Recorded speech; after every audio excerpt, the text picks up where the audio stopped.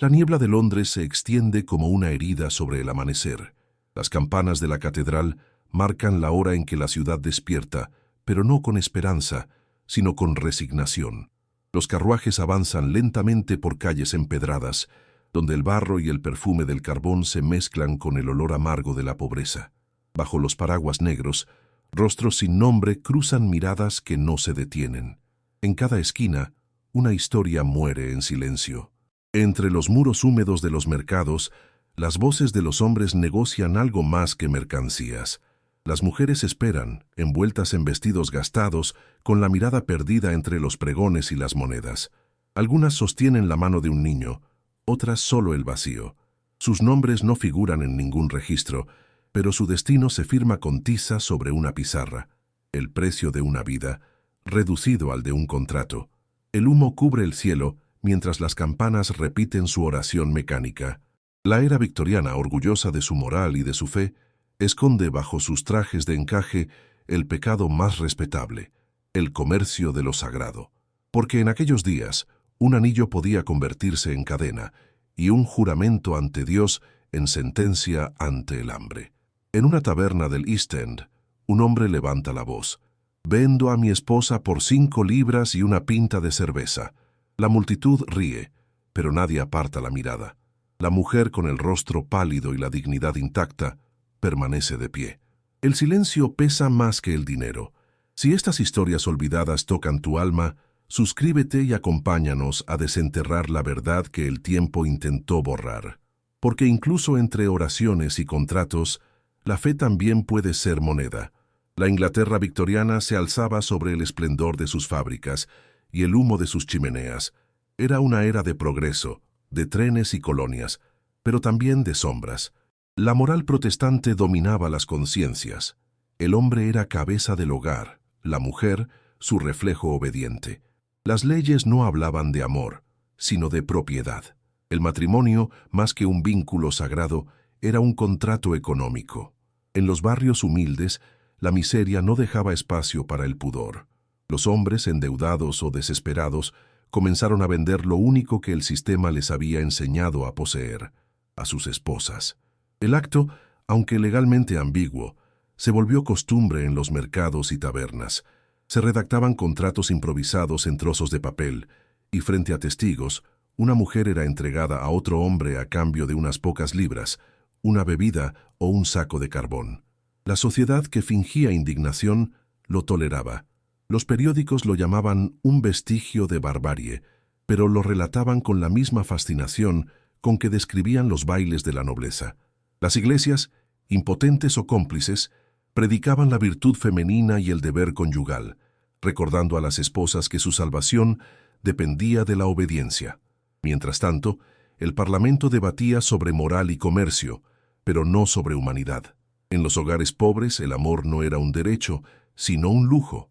En los palacios la reina simbolizaba pureza, mientras en las calles la pureza se subastaba. A ojos del mundo, Inglaterra era la cuna de la civilización moderna. A ojos de Dios, tal vez, una catedral de hipocresía. En ese contraste, entre el rezo y la transacción, comenzó a gestarse la tragedia silenciosa de una nación que confundió el deber con la propiedad y la fe con la obediencia. El eco del mercado resonaba incluso en los templos. Las campanas de San Pablo, que debían anunciar redención, acompañaban sin saberlo el sonido de las subastas. En los barrios obreros, el ritual era siempre el mismo. Un hombre borracho se presentaba con su esposa ante una multitud curiosa. Un comprador, generalmente otro trabajador o un comerciante, ofrecía su precio. Un apretón de manos sellaba el trato, y la mujer pasaba de un dueño a otro, como un mueble o una bestia. Algunos lo llamaban costumbre, otros justicia divina. Nadie lo llamaba crimen. Las mujeres vendidas no gritaban. Habían aprendido que el escándalo no las salvaba, solo las condenaba. Algunas caminaban con la cabeza alta, como si el silencio fuera su último refugio de dignidad. Otras lloraban en silencio, no por el destino, sino por el recuerdo de haber sido amadas alguna vez. En los muelles y en los callejones, los niños miraban sin comprender, y el ciclo continuaba. Una de ellas, de nombre Margaret, según un registro hallado en 1862, Fue vendida por su marido por el precio de un caballo y una jarra de cerveza. El nuevo dueño, un marinero, la trató con respeto y hasta con cierta ternura, pero la vergüenza era más pesada que la pobreza. Dicen que, antes de embarcar, ella dejó una nota en la taberna donde fue vendida. Fui mujer, fui esposa, ahora soy recuerdo. Las autoridades intentaron borrar ese documento, pero su historia se propagó como una llama en la bruma. En los cafés y en las iglesias se empezó a hablar en voz baja de ese pecado que no estaba en la carne, sino en la ley. Y así, mientras Londres seguía su rutina de progreso y rezos, un rumor comenzó a sacudir las calles, el de una conciencia que despertaba, lenta, entre el humo y la vergüenza. El invierno de 1865 llegó con un frío que parecía hecho para castigar los pecados del mundo. Las calles estaban cubiertas de escarcha y las chimeneas exhalaban humo como si Londres entero confesara sus culpas. En una de esas mañanas, Margaret fue vista por última vez.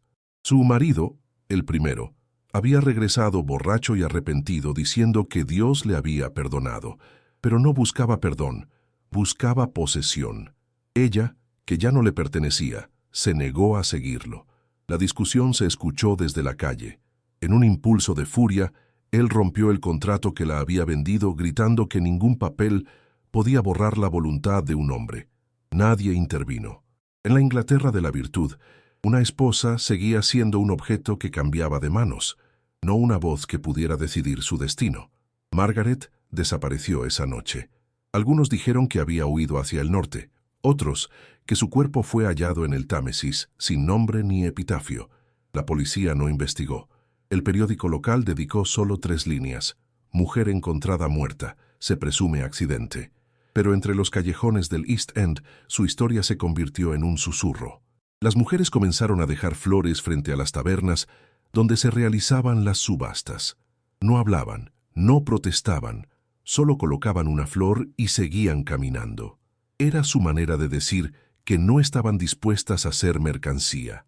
La reina Victoria nunca supo de Margaret, pero su muerte marcó un punto invisible en la historia, porque a veces los imperios no caen por guerras ni revoluciones, sino por la culpa silenciosa de una lágrima que nadie vio caer.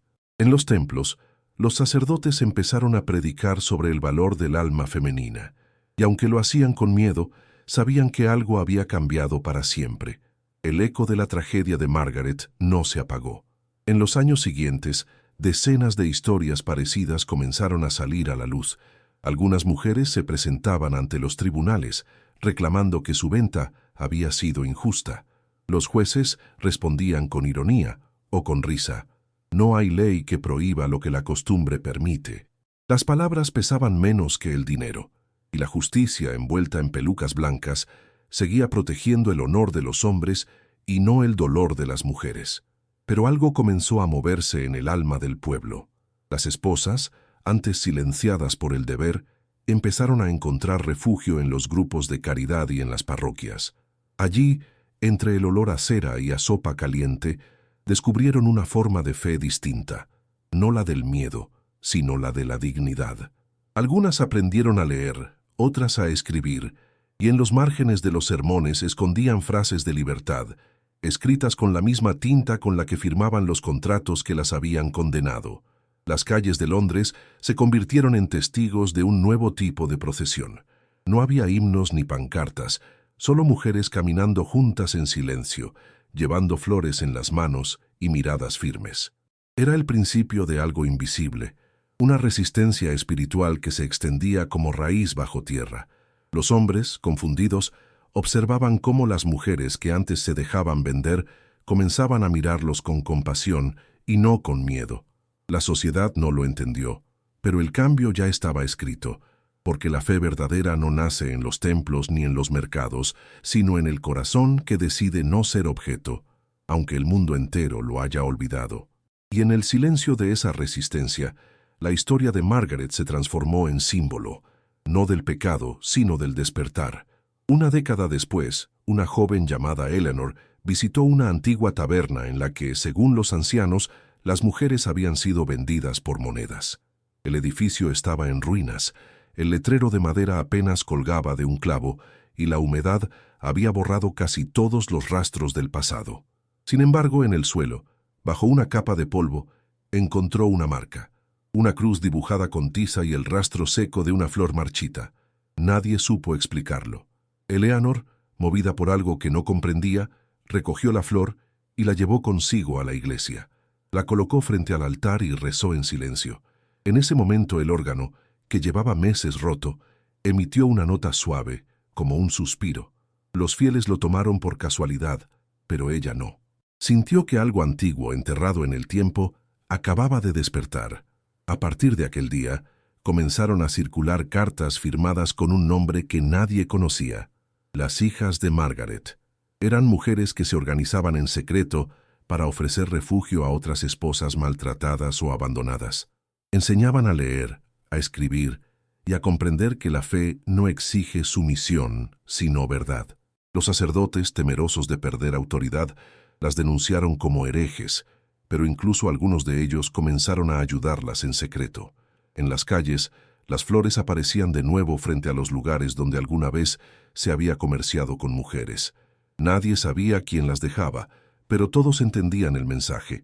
Con el tiempo, la flor se convirtió en símbolo, no de belleza, sino de memoria.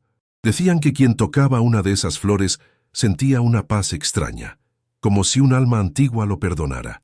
El milagro no consistió en una aparición ni en un prodigio celestial. Fue algo más puro y más humano.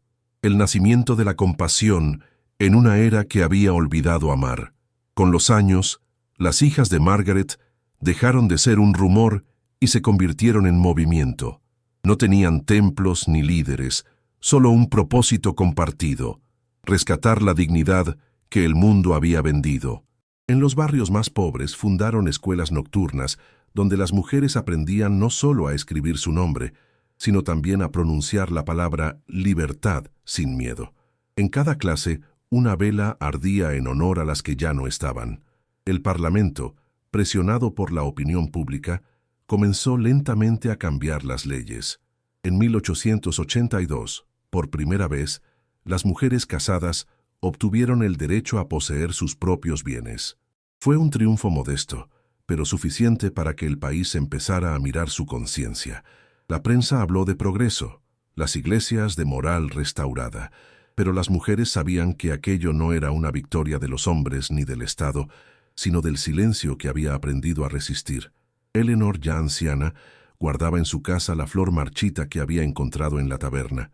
Cada año la colocaba en la ventana durante la misma fecha, el aniversario de la desaparición de Margaret. Su nieta, que no entendía del todo la historia, le preguntó una vez por qué lo hacía. Ella respondió: porque alguien debe recordar lo que el mundo se esfuerza por olvidar.